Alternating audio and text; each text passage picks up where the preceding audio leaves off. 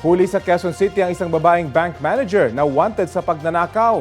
Tinangay niya ang aabot sa 16 na milyong piso mula sa kanyang pinagtatrabahong bangko sa Agusan del Sur. Balitang hatid ni James Agustin. Sa kanyang nirerentahang condominium unit sa Barangay Pasong Puti, Quezon City, natunto ng pulisya ang 37 anyos sa babaeng bank manager na wanted sa Agusan del Sur.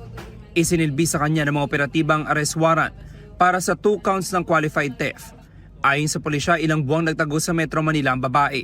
Nagkandak kami ng intelligence gathering and then tinignan namin yung veracity ng identification ng tao. And true enough siya ngayon. So nagkandak kami ng operation. January ng 2025, nagrent na siya dun sa condominium kung saan sa amin siya na-aresto.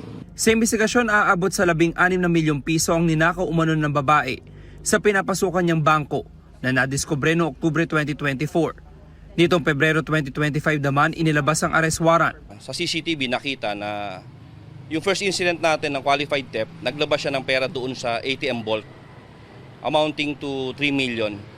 And then yung second incident, naglabas naman siya ng 13 million mismo doon sa vault ng bangko. Ililipat siya sa ibang branch pending investigation.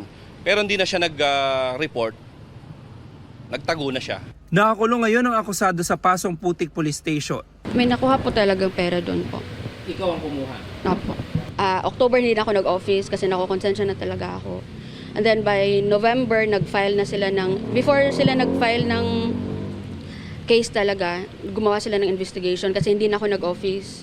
Nakapag-return of warrant ng pulisya at hinihintay na lang ang commitment order mula sa korte. James Agustin, nagbabalita para sa GMA Integrated News.